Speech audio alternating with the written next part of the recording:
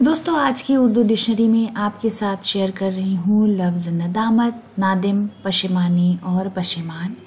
एक तरह से ये अल्फाज एक दूसरे के इक्वलेंट्स ही हैं और एक ही तरह के कॉन्टेक्स्ट में इस्तेमाल किए जाते हैं। सबसे पहले लफ्ज़ नदामत, जिसका मतलब है शर्मिंदगी, खजालत, इन्फाल और शर्मसारी। हिंदी में जिसके लिए गलानी, प्रयाश्चित, लज्जित होने का भाव, लाज, अपने किए पर दुख व्यक्त करना और पश्चाताप। ख़ास तौर पर इसका कॉन्टेक्स्ट है जब आप अपने किसी काम पर बहुत पश्चाताप करते हैं, आपको शर्मिंदगी होती है और आप दुख व्यक्त करते हैं। शेम, रिपिटेंस, पेनिटेंस, कॉन्ट्रिशन और रिग्रेट जैसे अल्फाज इसके लिए इस्तेमाल किए जाते हैं। मिसाल के लिए जुमला है, मुझे उनसे ये बात कह के बड़ी नदामत हुई, यानी मैंने किसी से ऐसी बात कही जो मुझे खुद खराब लगी और उसके बाद मैं बहुत शर्मिंदा हुई। हिमायत अली शायर का शेर है, अपने किसी अमल पे नदामत नहीं मुझे, था नेक दिल बहुत जो गुनहगार मुझ में था। उसके बाद नादिम। नादिम का मतलब है, नादिम नदामत का एडजेक्टिव है, शर्मिंदा, खजल, शर्मसार, पशेमान और जिसे नदामत हो, यानी लज्जित, पश्चाताप और खिन्न। अपनी गलतियों पर जो शख्स पश्चाताप करे, शर्मिंदा हो, वो है नादिम।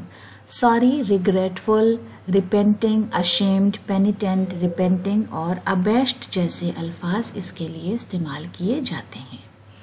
मिसाल के तौर पर, अपनी गलतियों पर नादिम होना हमारी इंसानियत की निशानी है, यानी अगर अपनी किसी भी गलती को हम सोचकर खुद से शर्मिंदा होते हैं तो इसका मतलब है कि हमारे अंदर इंसानियत है। मोहसिन भोपाली का शेर है, किस कदर नादिम हुआ हूँ मैं बुरा कहकर उसे, क्या खबर थी जाते जाते वो दुआ दे जाएगा। उसके बाद लफ्ज़ पशेमानी। पशेमानी का मतलब भी नदामत है, शर्मिंदगी, इन्फाल, हसरत, पछतावा, अफसोस, हज़्नो मलाल। अपने किए पर दुख व्यक्त करना, पश्चाताप और संकोच।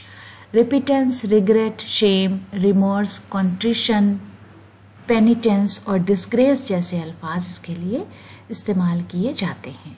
हम सबको अपने अमाल पर पशेमानी होना फितरी बात है, यानी अगर हमारे अमाल कुछ ऐसे हैं कि हमने किसी के साथ बुरा किया है तो उस पर पशेमानी होना बिल्कुल फितरी बात है, नेचुरल बात है। जगदीश सहाय सक्सेना का शेर है, हुई थी एक खता सरजद सो उसको मुद्दतें गुजरी, मगर अब तक मेरे दिल से पशेमानी नहीं जाती।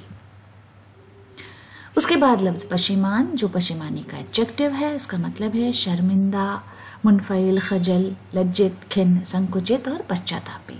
पेनिटेंट, रिपिटेंट, कॉन्ट्राइट, अशेम्ड और एम्बैरेस्ड जैसे अल्फाज इसके लिए इस्तेमाल होते हैं। मैं इस बात पर बहुत पशेमान हूँ। खुमार बाराबंकवी का शेर है, दुश्मनों से पशेमान होना पड़ा है दोस्तों का खुलूस आजमाने के बाद। तो दोस्तों, इसी खूबसूरत शेर के साथ आज का वीडियो ख़त्म करते हैं। अगले वीडियो में आपसे फिर मुलाकात होगी। वीडियो देखने के लिए बहुत बहुत शुक्रिया।